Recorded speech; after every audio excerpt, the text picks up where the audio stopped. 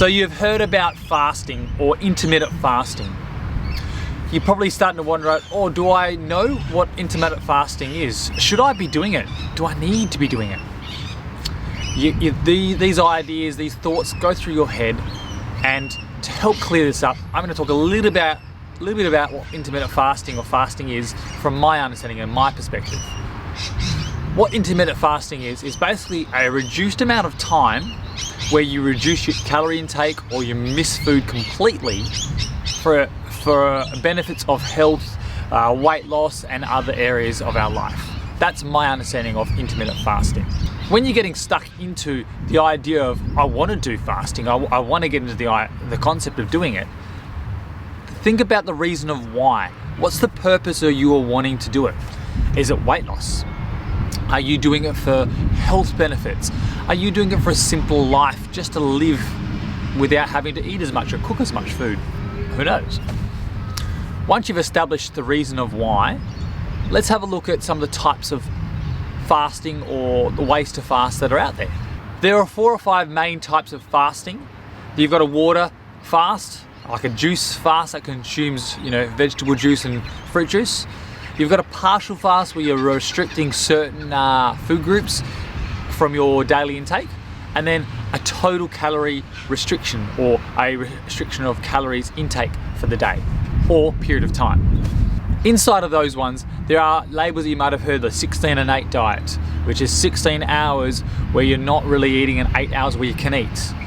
You might have heard the 5 and 2, where you have 2 days where you're not eating very much at all under a smaller calorie intake, and the rest of the time it's normal. You might have heard the eat, stop, eat, which is a 24-hour fast. Or you might have even heard of other ones, just a skip a meal, which is just skip a meal. The concept of fasting isn't a new one that's popped up in the last five years or so. It's been around for centuries, and through our ancestors has been doing this. When you take a little moment to think about the concept of fasting, all it is a given period of time where you stop eating. That's all it is. So you might have skipped a meal because you've had a bad night with your kids and you're like, oh, I can't be bothered with dinner. You missed breakfast, and hey, look, there goes most of the day you haven't eaten food. That's a fast. You might go into surgery and you need a period of time where you can't eat much, so you have just water, just to have something in your system, but not eating anything, so that they can perform surgery. Or if you are religious, you might be going through Ramadan, which happens every single year for periods of time. This is a normal part of living where we just restrict times where we're eating. But why do we do it? What are the sort of reasons and the benefits? When I've looked around and done a bit of research through websites and things like that, the big things that I'm sort of seeing is that there are health indicators that are improving. So your blood pressure starts to improve a little bit. Your triglycerides and cholesterol levels are monitored differently.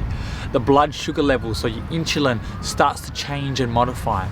And even like getting stronger muscularly, like our muscular strength and growth increases because our